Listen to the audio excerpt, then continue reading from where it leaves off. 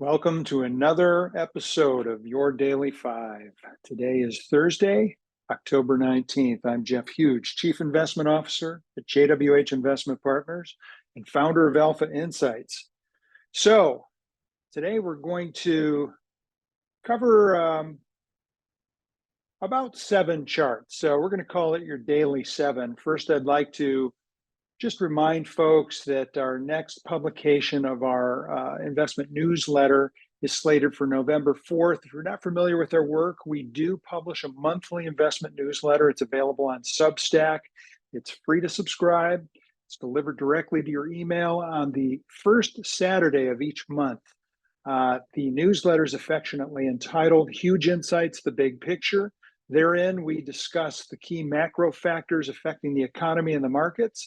And for those who want more, there's also an option to upgrade to paid for as little as $12.50 a month. That includes our monthly market forecast and positioning recommendations. Our paid subscribers also receive a weekly Alpha Insights Idea Generator Lab publication, which details our top actionable trade idea each week, as well as providing updated market commentary, and that goes out every Wednesday afternoon. In addition to that, we also offer some privileged access to periodic reports, interim bulletins, and quarterly video content. So if you're interested in checking out our newsletter, you can find it on hugeinsights.substack.com. With that, let's jump into the first chart. First thing that we wanted to do was kind of review the 2023 year-to-date performance. There's quite a bifurcation that exists in the market, and it's absolutely extreme at this point. Over about the past year, a pretty pronounced bifurcation in performance can be observed across a broad mix of key market indexes. Perhaps most noteworthy is the shift away from small cap and value segments of the market into mega cap and growth segments of the market. Now, a widely pronounced double-digit gain in the major averages has been driven by just a handful of stocks, the Magnificent Seven as they become known. And if we look at several areas of the market, specifically bank stocks, we can see that they have lagged severely. Just kind of going down the row here, we can see the Magnificent Seven is up some 70% on average for the year. The NASDAQ 100, which really kind of represents growth, is up around 38%. The S&P 500, the cap-weighted index, which is more or less large cap stocks, is up just under 14%. Foreign developed stocks are up only 4%. Mid caps are up just a tad over 3%. High quality stocks are up a tad below 3%. Value stocks are up around 2%. The average stock in the S&P 500, this is the equal weight index, is up just 1% year to date. Emerging markets are down 0.5%. Small caps are down 1%. Micro caps are down 2%, and banks are down 22%. So when we think about, the historical reference here, generally when market leadership becomes this narrow, it signals an underlying condition of weakness in the broad market. And this has typically preceded major trend reversals. So let's take another look at market breadth. We see a measure that's pretty commonly observed, and that's the 200-day moving average as being really significant at this point. For those who aren't familiar with the basis here, the 200-day moving average has basically become a widely regarded institutional measure of trend. And when stocks trading above its rising 200-day moving average, it's considered by many to be in an uptrend. And when more than 50% of the issues in the market are trading above their respective 200-day moving averages, participation in the advance is considered to be broad. And when it's below 50%, it's considered to be narrow. A broad-based rally is considered to be durable, whereas a narrow rally is considered to be feeble. Today, a mere 13.2% of all U.S. stocks are currently trading above their 200-day moving averages. In short, market breadth has collapsed and continues to collapse. Moreover, so far during the month of October, new 52-week lows have outnumbered new 52-week highs by a ratio of 10 to 1. this is not good. When we think about the market's structure today, we need to kind of take into consideration all the stocks in the market, not just the Magnificent Seven. And if we look at two index in particular, the Russell 2000 and the Value Line Composite indexes, the Russell's on the left, the Value Line's on the right, they give a much clearer picture of the market action. Now, of course, the Russell 2000 is 2,000 stocks. They're the smallest stocks. And in fact, the market cap of the Russell 2000 is less than the market cap of Apple. So many people believe that the sector of the market really just doesn't matter much anymore. And they might be right. But if we look at the Value Line Composite, the Value Line Composite includes the Magnificent Seven. In fact, it includes 1,700 of the largest publicly traded companies in the US. In fact, it accounts for 90% of all the revenue generated by publicly traded companies in the United States. And this market is an equally weighted representation of those 1,700 companies. And the average daily price is actually, or the daily price change is actually representative of the median price change of these stocks. Now, following normal retracements for their 22 declines, the Russell 2000 and the Value Line Composite indexes have each violated both their 200-day and their 200-week moving averages. In addition, they have both breached trend support off of the October 2022 lows, and these trend support levels have tagged, they have several touch points, so they're not insignificant trend lines. Moreover, the 200-day moving average in the Value Line Composite has crossed below the 200-week moving average, and the same is occurring right now for the Russell 2000. Now, the violation of these key technical levels suggests that the broad US equity market is in the very early stages of a structural decline. Using Elliott wave analysis, we've illustrated two possible interpretations of the wave count. In the case of the Russell 2000, the best count really looks like it's an ABC corrective pattern. Now, bear in mind, the Russell 2000 is a completely different animal than the S&P 500. But the Value Line Composite is much more representative of the broad universe of stocks. And in fact, we believe that this index is probably the clearest Elliott wave pattern that we've seen.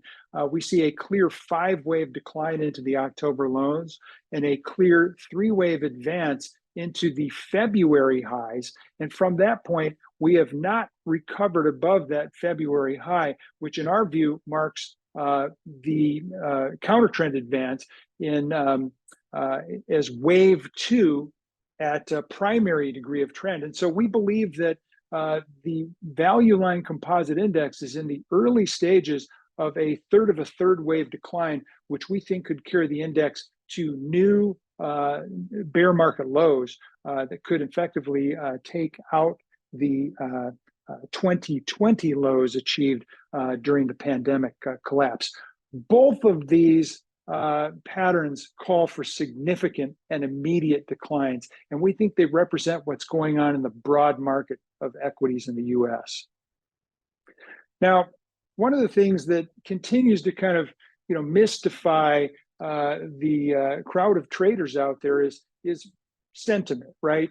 And sentiment can be measured in a lot of different ways. We talk about the surveys oftentimes in this program. We've looked at a number of different measures, but one of the measures that I think is often overlooked is the more structural sort of dynamics in the market. And this particular indicator, the speculative to conservative ratio, is a structural measure of investor sentiment that was developed by Peter Elliott, who is the chief market strategist at Stock Market Cycles. He's been there for many, many years. The indicator compares investor demand for speculative growth stocks as represented by the NASDAQ 100 index versus the demand for conservative dividend-paying utility stocks as represented in the Dow Jones Utility Average. Now, when the ratio of the NDX to UTIL is trending up, the demand for speculative stocks is dominating the demand for conservative stocks and vice versa. The ratio actually hit a level of 16.5 to 1 in March of 2000, and that record stood unchallenged until 2021, when $9 trillion of federal monetary and fiscal policy support sent stocks soaring into the stratosphere. We then broke out to set a new high just below 18 to 1. And believe it or not, after a pullback during the 2022 bear market decline, the ratio has since rallied to post a new all-time record high last week of 18.1 to 1. This tells me that the speculative frenzy for growth stocks right now remains alive and well, despite what any of the short-term survey data or sentiment survey data that we're inundated with is telling us. Treasury yields are breaking out. This is something we've been talking about for a number of months. In fact, the last time we were on this program, when rates were down around, say 440 or 445, our call was for rates to rally to a minimum of 495, which was hit today. And we think it will probably carry up to around 530, 533 is kind of what we were saying last week. We think in the structural realm of analyzing long-term Treasury yields, that will be the first level of many to come. We see rates continuing to rise in a structural uptrend over the next decade. Yes, 10 years is what we're talking about here. But prices never move in a straight line. So, while the deficit, debt to GDP ratios, and the supply issues are going to remain a headwind for bond investors, authorities are going to attempt to maneuver around those overwhelming obstacles. And in so doing, they may temporarily delay the inevitable. But we see the process of rising rates occurring in stages, which will likely respond to the key resistance levels that, kind of will be loosely in line with the sort of path that we've illustrated on this chart with the blue arrow. And that should happen over the next 10 to 12 year period. So this is a very long-term forecast.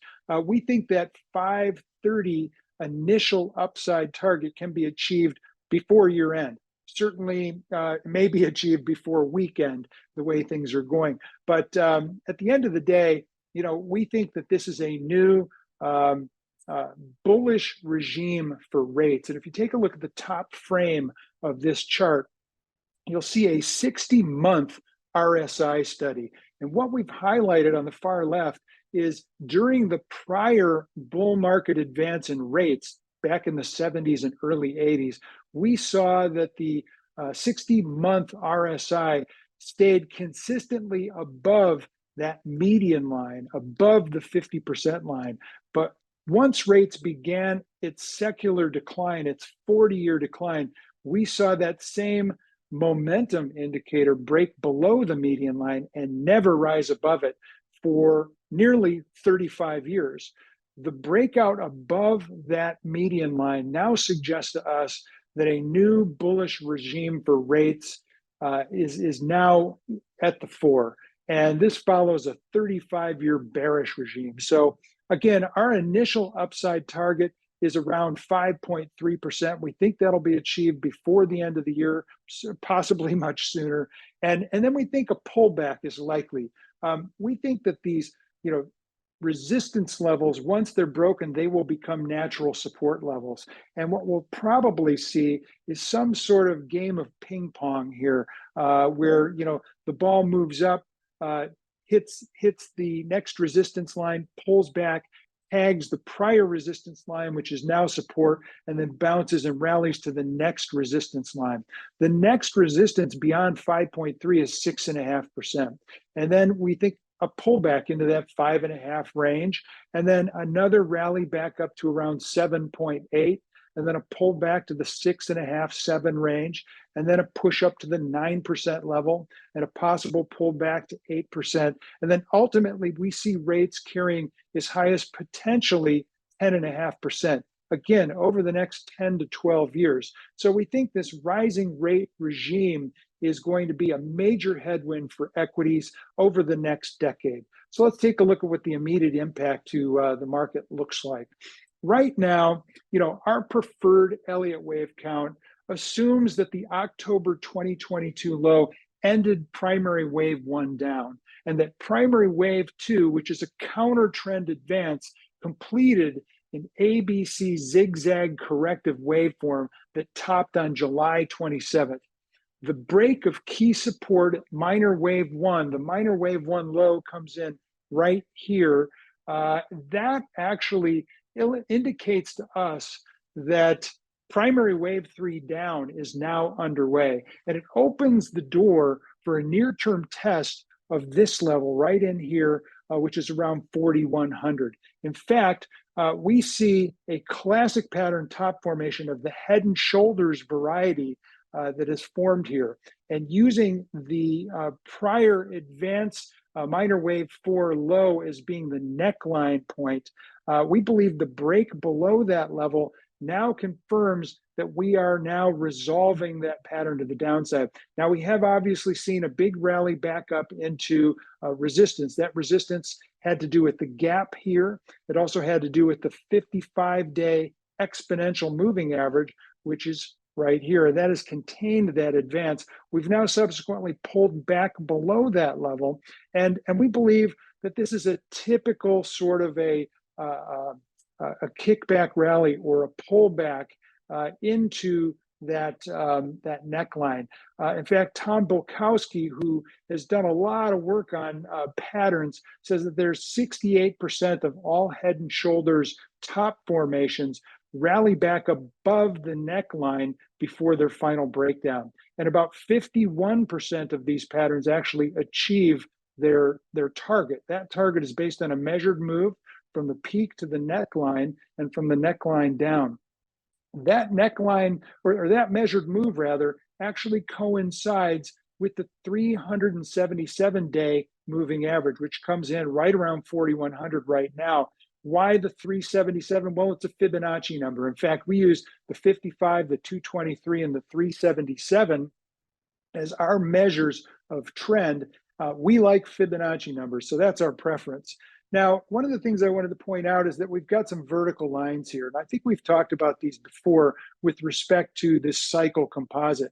We've just simply juxtaposed those same vertical lines onto the chart of the S&P itself. And those lines represent key Montgomery cycle turn dates. These are cycle dates that were discovered by Paul McCrae Montgomery using a Fibonacci time spiral and a lunar and solar eclipse cycle. And we just saw a solar eclipse on the 14th, which was Saturday night, and that marked the first of these Montgomery cycle turn dates. So we look forward to the, it's plus or minus 3 days. So it looks like the market topped plus 2 days from that level on the 17th. We believe that that was probably minute wave four of minor wave three down. So we think the next directional move for the market should be hard down into around October 28th, which is the next cycle turn date. From there, we'd expect another counter trend rally into the next Montgomery cycle turn date, which is November 13th, and then a final push down, which we think should mark the lows for intermediate wave one down of primary wave three down. And that is likely to occur on or before November 27th, which is the final Montgomery cycle turn date of the year. From there, we would expect a pretty powerful counter trend advance into year end, which we think will be, the quote unquote year end rally or Santa Claus rally that everybody expects. Let's blow this up and look a little bit closer at what we see is going on.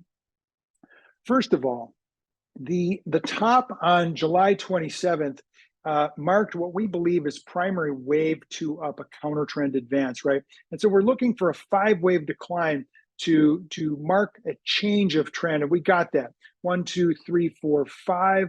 We believe that that is minor wave one down. That bottomed on August 18th. That was followed by a 3-wave ABC zigzag corrective waveform. It retraced 76.4% to the penny. That topped on September 1st. We believe that's minor wave two. Now, from there, we can count 5 waves down. 1, 2, 3, we have a 1, 2, 3, 4, 5 impulse pattern here. Then we have a complex correction. This is an expanded flat A, B, C, and C is a 1, 2, 3, 4, 5 wave advance. That we believe marked the top of minute wave 4. And so this next decline should be minute wave 5 of minor wave 3 down. Now, it's possible that this count is wrong, okay? We won't know for certain whether this count is 100% correct until we take out this level. It's also possible that the entire decline is happening at one larger degree of trend. We're counting this as minor wave 1 down. It could be intermediate wave 1 down. That's our alternate. This is minor wave 2, could be intermediate wave 2. This could also be 1, 2, 3, 4, 5, and that could be minor wave 1 of intermediate wave 3. And then this could be, 1, 2, 3, 4, 5, A, B, C. And this could basically be a zigzag. So it's a very complicated pattern at 120-minute range. So this is 5 months at a 2-hour bar chart. So it's a very small degree of trend that we're looking at here. We've retraced about 50%. That's pretty typical of a second wave. So it's possible this could be minor wave 1, minor wave 2. And then this would be minor wave 3 down of intermediate wave 3 down, of primary wave 3 down. So it'd be a third of a third of a third. Now, we'll know that that's the case if we get some kind of a crash. And if we think back to what we're looking here, between these Montgomery cycle turn dates, these are major cycle turn dates, solar eclipse, lunar eclipse. It's very likely we're going to get a powerful move to the downside. And so if we did, I could see this potentially carrying all the way down here to our intermediate wave 1 target low, which comes in around the March 2023 low, or S&P 3800. That is a alternative possibility. This is our primary or preferred Elliott wave count. This is the one we think has the highest probability. But we're not dismissing the possible scenario that we're at a higher degree of trend. And if we were, we'd expect this decline to be even more powerful. So that's all we had for today. If you want to follow up with me, you can certainly check out our website at jwhinvestment.com. Follow me on Twitter. I put some good stuff up there for free. It's at alpha_insights. And obviously, if you're really interested in our work, you can check out our newsletter on Substack. Sign up for free at hugeinsights.substack.com. Thanks a lot for watching, and best of luck to you trading.